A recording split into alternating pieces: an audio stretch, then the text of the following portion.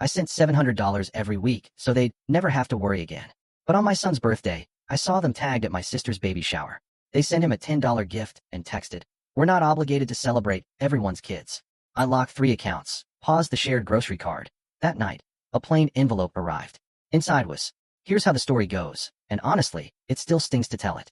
Imagine you've built your entire life around keeping your family from falling apart, only to have them casually abandon your son on his birthday. That day, I finally understood that sometimes the ones you've been fighting for are actually the ones fighting against you. My name's Ben. I'm 33, the oldest, the steady one, always making lists to try and solve the chaos life throws at you. I do bookkeeping for small businesses, drive a dented Corolla, and, well, I have a 7-year-old son, Jamie, who thinks space stickers and vanilla cupcakes with too many sprinkles are the greatest things on earth. I'm divorced, friendly with my ex, and most days I feel like I'm juggling knives with a smile on my face. 3 years ago, I made a promise to my parents. "You'll never worry again," I told them. And I meant it. My dad's back had gone bad after decades on ladders. My mom's wrists ached when the weather changed. So, I set up an automatic transfer of $700 every single Friday. I added a shared grocery card, my name on it, for their food. I took over their internet, the trash bill, the phone bill. Why? Because every time they called me, the opening line was, "We're drowning, Benny." And I couldn't stand the sound of it. I thought I was buying them stability. Maybe I was buying myself peace. Maybe I was buying a version of myself that didn't feel like a scared kid anymore, watching my parents barely keep their heads above water. Then came Jamie's birthday party. Saturday morning, 10 a.m. pizza ordered, 12 little chairs arranged around our small backyard table. I was taping a paper rocket to the fence when my phone buzzed. It was my mom. "Where do you want us to park? Your street is a mess." I smiled, feeling that familiar warmth of expectation. "Down by the corner. I'll save you a slice." She just said, "Save us, too," and hung up. By 11:15, kids were sprinting through bubbles, laughing. My ex, Nora, was helping me light the sparkler candles. "Your folks close?" she asked, a knowing look in her eye. "They're 5 minutes away," I said, genuinely believing it. I kept believing it through the cake song, through Jamie's shy little bow after everyone sang, through the first present he unwrapped. The doorbell rang. Jamie looked up, that hopeful, expectant look kids have when they've been promised something wonderful. But it wasn't them. It was my downstairs neighbor with a bag of ice. At 12:02, the bubble machine coughed its last breath, and parents started that polite, slow fade. I typed, "Where are you?" No answer. A minute later, my phone buzzed again. It wasn't a text, it was a tag on social media. My sister, Mia, had posted a boomerang, pastel balloons, a white cake with baby girl in pink script, and my parents in the background, clapping. Location tag, Mia's shower. I stared at the screen, my mind trying to rearrange reality, refusing to believe what I was seeing. Then the family group chat pinged, the one I always mute because it's mostly forwarded minion memes and chain prayers. "Mia, she's kicking." Mom reacted with a heart. Dad posted a blurry photo of Pink Punch. Underneath all that, my son's name sat in our private thread like a question mark. "Are Nana and Pop here yet?" He'd spelled Pop, with 2 P's, just like it sounds when he says it in a rush. I called Mom. It rang once and went to voicemail. Then a text popped up from her. "We're not obligated to show up for everyone's kids. Don't be dramatic." I read it twice. The words were short and mean, like little stones tossed directly at my chest. Then, another pain, an Amazon gift, $10. The note said, "Happy birthday, Lil Man Nana and Pop."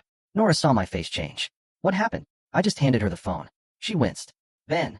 "Yeah," I said, keeping my voice level because little people were still playing astronaut nearby. Jamie ran over, holding a paper crown. "Dad, can you tape this?" "Of course, bud." I taped it crooked on purpose, because he likes it that way. He glanced at the front gate again. He didn't ask, not with words, but I heard it anyway. When the last kid waved goodbye, I took the trash out and sat on the back step.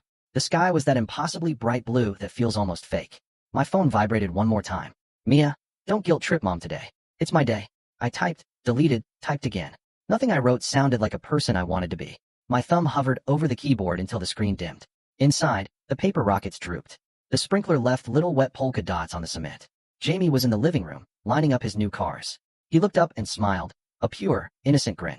"We had a good party, Dad." "Yeah, we did," I said. I didn't add the rest. I thought about all those Fridays. How many $700s were now buried somewhere under pastel balloons and plates of pink cupcakes. I thought about the sentence I'd said 3 years ago, like a sacred vow. "You'll never worry again." A small part of me, the clean ledger part, whispered, "Asterisk, this is data. Believe it." Asterisk, I didn't do anything then. Not yet. I stacked plates. I swept up confetti. I answered Jamie's questions about Saturn's rings. The decision, when it came, would be very quiet. But the first crack? It was that text. Short, mean, and truer than they intended. People tell you family debts don't have interest. They do. It accrues in glances, in sighs, in the way your name shows up on their screen only when a bill is due. I grew up in a house where money was a constant guest at the table, loud, rude, never invited, but somehow always served first. Dad was a handyman who never made it to union rates. Mom worked part-time at a bakery and stretched everything like taffy. We weren't starved, but nothing ever felt safe. Rent due dates were spelled out on the calendar in red. The car hummed like a distant threat. We counted change for milk. I started working at 16. Bagger, tutor, busboy. I was good with numbers because numbers didn't lie to me. At 19, when Mia borrowed my debit card to get her nails done before prom, Mom said, she'll pay you back when she can, like I was the bank and she was the weather. College was cheap because I stayed in town and lived at home. But cheap didn't mean free. I paid my share because we're a family, and Ben will figure it out. When Jamie was born, I swore I'd never make him feel like a bill. I wanted him to think money was a tool, something to use, not a ghost that haunted our lives. Then, Dad slipped off a porch step, and something in his back just gave up. His work slowed, then stopped, then turned into a stack of denial letters that all said pre-existing. Mom's wrists started aching for real, and the bakery cut her hours. I remember the call from her that December. She didn't cry. She just breathed into the phone like there wasn't enough air in the room. Benny, she whispered, I don't know how we're going to get through winter. I did the math that night. My income, their rent, utilities, groceries, prescriptions. And I set it up, $700 every Friday. I added them as authorized users on a grocery card with a $1,200 limit. I switched their cell plan onto mine because theirs was predatory. I put their internet on autopay. I did all of it because the relief in Mom's voice felt like something holy. At first, they were grateful. Dad would text, thank you, kiddo, with too many spaces. Mom would send a photo of a stew and write, look, we're eating good. I kept receipts. I built a spreadsheet because I'm me. I told myself, it's temporary. Give them a runway and they'll land somewhere safe. Months slid into seasons. The gratitude faded into habit. Then, habit soured into expectation. It wasn't a big thing. It was 100 small ones. Can you bump Fridays to $900 this week? The gas bill was insane. The pharmacy didn't have the generic. Mia had a doctor copay. You know how it is when you're expecting. When Mia got pregnant, my parents treated it like a family project. They organized meal trains for her and sent me lists. Bassinet, stroller, sound machine. Every list had prices next to it, and a little catching, written like a joke. When I hesitated, even a little, Mom would pull out the lines that live rent-free in adult children's heads. We did everything for you. You're so lucky you can help. Don't be selfish, Ben. Family is about sacrifice. I learned to translate. You owe us for the childhood we provided. I also learned to swallow the sentence that bubbled up every time. I didn't ask to be born into your math. There were bright spots, of course. Jamie and I built Lego cities that reached the ceiling. Nora and I found a polite rhythm trading weekends and softball practices. I even got a promotion and told no one. Because the moment you say more money around certain people, they start measuring your pockets with their eyes. Then the slippage started to show. A double charge on the grocery card. A surprise spa day for Mom that somehow landed on my statement. It was a Groupon, she'd said, as if discounts changed the math. I tried soft boundaries. Hey, Mom, the grocery card is for food and basics. Please don't put extras on it. Her response? So now shampoo is a luxury? Wow. I set alerts. I moved the bill due dates. I told myself I was managing, not enabling. But every Friday at 9 a.m., like church bells, $700 left my account. When Nora and I talked about Jamie's party, I did what I always do. I built a plan. I booked the backyard gate repair. I budgeted for pizza, cake, favors. I bought extra chairs. I saved two with little sticky notes that said Nana and Pop. I told Jamie they were coming because, honestly, why wouldn't they? I'd made it so they never had to choose between gas and groceries, between heat and light. Surely, they could choose him. The week before the party, Mia called me at 10 p.m. Can you Venmo me $85? The shower favors were more expensive than we thought. I'll pay you back when my maternity leave kicks in. I was half asleep. Not tonight, Mia. I've got a tight week. Silence. Then, wow, you changed. I didn't argue. I just stared at the ceiling and felt something I couldn't name yet. 2 days later, Mom texted, don't forget soda for tomorrow. Your father can't have diet. I wrote, already got it. See you at 11. She wrote back a thumbs up. You know the rest of that day? The tag. The $10. The line about not being obligated to everyone's kids. That night, after Jamie fell asleep with cake still on his cheek, I sat at the kitchen table with my laptop and opened the spreadsheet. I scrolled back 3 years. $700 times 52 weeks times 3 years, plus the raises, plus the extra Fridays, plus the grocery card overages, plus the utilities. The number on the bottom line looked like the price of a small car or a year of college. My throat went tight, not just because of the number, but because of the sentence next to it in my notes. Goal. Give them breathing room. I pictured the baby shower balloons and realized I'd bought helium for a room I wasn't even in. I didn't sleep. I watched the kitchen clock click to 12 o'clock. I watched it get to 12:05. I listened to the building hum when my phone lit up at 12:14 with a group chat message. Mia again. We are so blessed. I felt a clean kind of cold inside. At 1:02 a.m., my email pinged. It was a notification from the grocery card. Asterisk attempted purchase declined. $246.73 at Supermart. Asterisk the decline wasn't because of funds. It was because 15 minutes earlier, I had logged in and changed a setting called pre-authorization required. I stared at the word required. It felt like a door clicking shut in a quiet house. I didn't message anyone. Not yet. I closed the laptop. I checked on Jamie. I laid down and stared at the ceiling. For the first time in years, I let myself think the thought fully. Asterisk maybe I'm not keeping them afloat.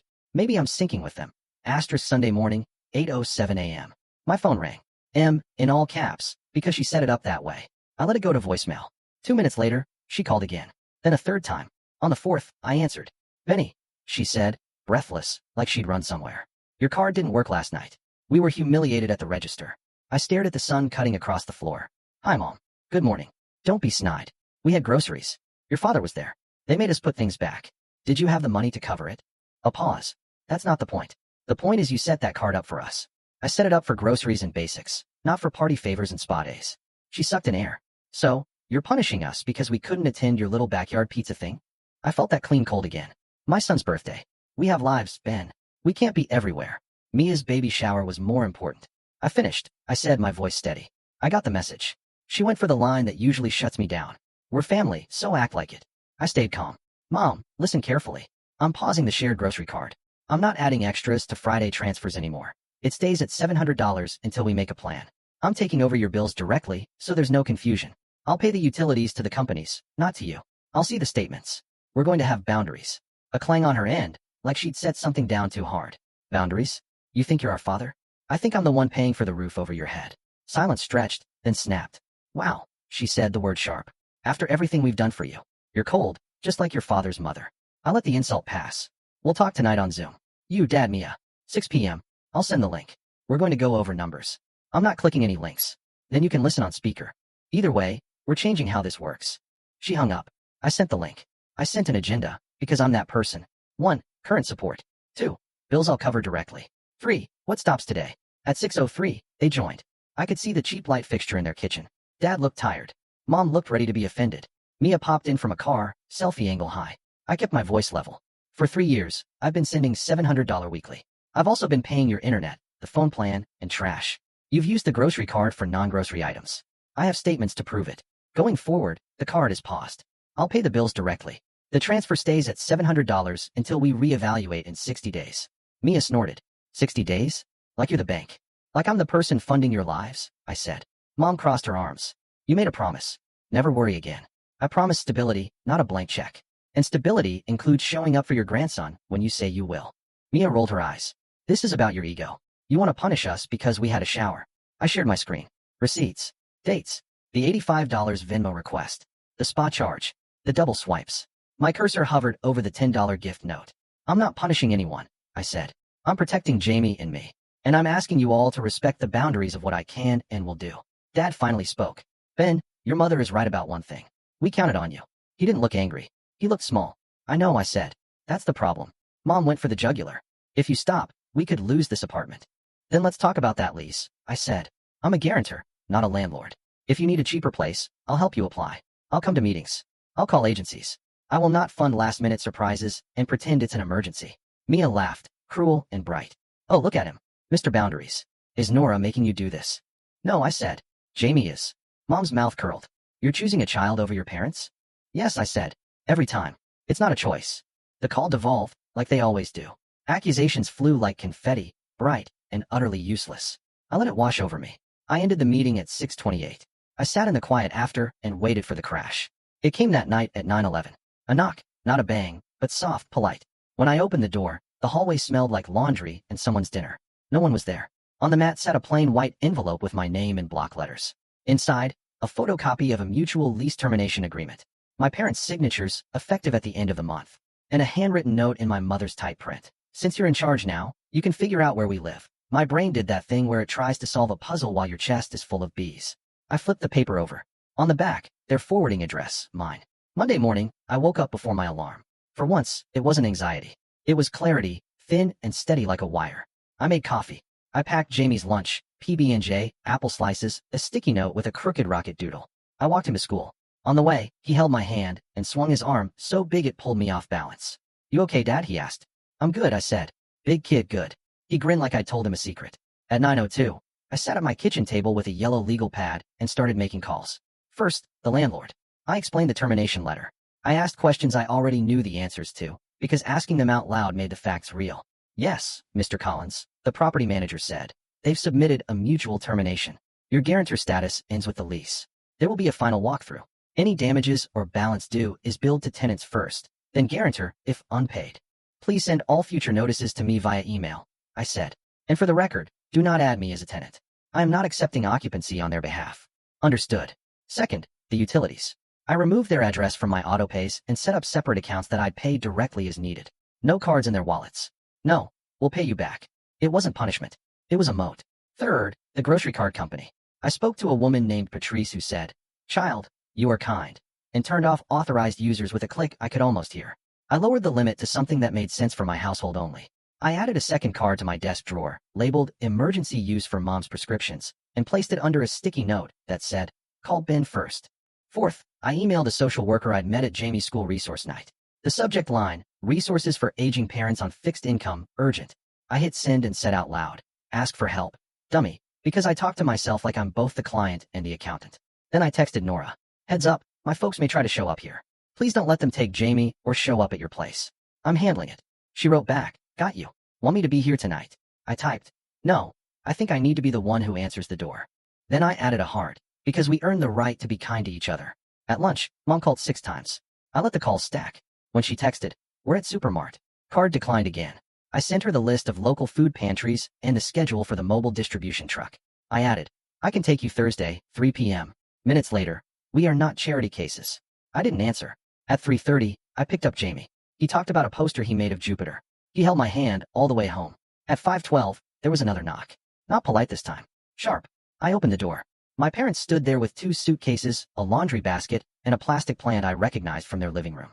Mia was behind them, her phone up, recording like she was making content out of my life. Mom went first. "We're here." She looked past me, like I was just a doorbell. "No," I said. She blinked. "What do you mean no? We gave notice. We can't go back. You gave notice without a plan.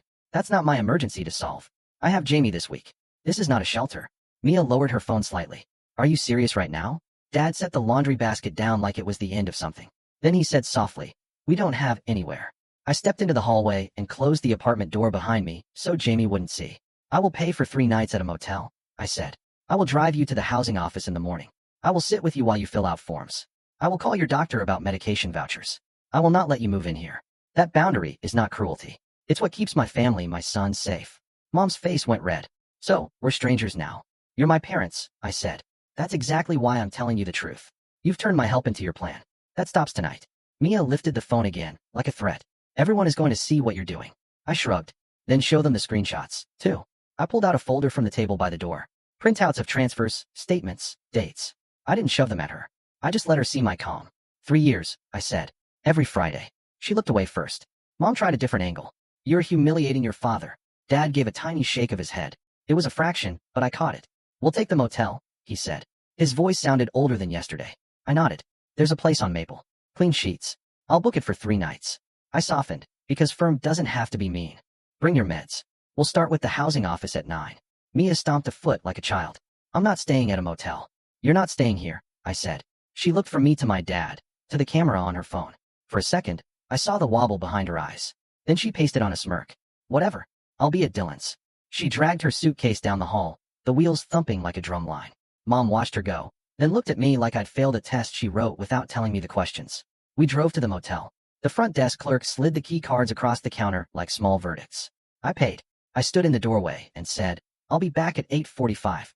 Mom didn't answer. Dad said, "Okay," like the word cost him money. Back home, Jamie was building a rocket out of paper towels. "Can Nana and Pop sleep over?" he asked. "Not tonight," I said. "They're at a hotel." He nodded like that was normal. Kids normalize what they're given. That truth is a gift and a responsibility that sits heavy in my hands. Tuesday morning, we went to the housing office. The waiting room was beige in the way official rooms are. I had a folder. I had copies. I had patience. When the caseworker asked, "What brings you in?" my mom started to say, "My son," and I cut in gently, We're here because my parents terminated a lease early without housing lined up. They'll need immediate placement or a subsidy. Here are their IDs, income statements, and prescriptions. The caseworker, a woman with tired eyes and a kind mouth, looked at me like she'd seen too many versions of my family. There's a wait, she said. But there are options. She gave us forms. She gave us a list. She gave my mother a tone that was firm, but not unkind. I watched Mom try to charm her. It didn't work, because charm doesn't change math. By Thursday, we had them on a list for a senior apartment with an elevator and no pink balloons. I arranged for a food pantry delivery that they could pretend was from a friend of a friend. I called their doctor and set up a prescription discount. I kept the transfer at $700 and paid the bills to the companies, not to the people. The group chat spun like a loaded wheel. Screenshots of my coldness popped up. Aunts, cousins, people whose weddings I'd danced at, and whose GoFundMe pages I'd shared, chimed in. Aunt Linda, family is forever. Mia, unless you're Ben's family. I posted once, one message. I love my parents. I'm their son. I'm also Jamie's dad. I've sent $700 every week for 3 years, plus utilities and groceries. I'm setting boundaries so I can keep helping without drowning. If you'd like to contribute to Mom and Dad's motel for the next week, here's the link. I attached it. Then I muted the chat again. The only person who donated was my cousin Rachel. $50, with a little heart. Friday came. 9 a.m. The transfer went out. $700 on the dot. No more, no less. I closed my laptop and felt something uncoil between my ribs. That night, Jamie and I watched a space documentary. He fell asleep on my shoulder. For the first time in weeks, my heartbeat didn't sound like footsteps behind me. Saturday morning, Mia posted a sub-tweet about disloyal sons. I didn't read the comments. I packed a picnic. We went to the park. We kicked a ball. We shared grapes. I looked at my son and thought, this is the interest I want my life to earn.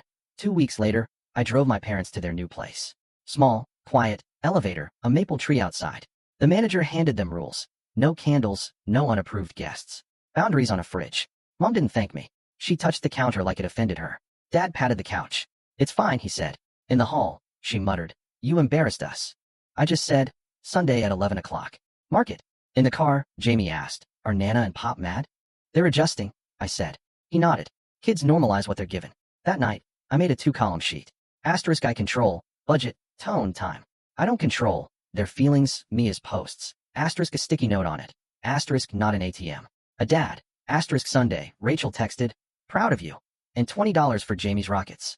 A month later, we brought groceries. Mom was civil. Dad pointed at a woodpecker. We left before it got heavy. What I know now, I can love them without funding damage. My son comes first. Saying no didn't abandon them. It abandoned who I was, that scared kid, constantly trying to fix things. Jamie drew a rocket with us inside and wrote safe. That's the job. Keep our ship intact. I still send $700 Fridays and buy his cleats without guilt. Because they're not obligated to everyone's kids. But I'm obligated to mine. Enough.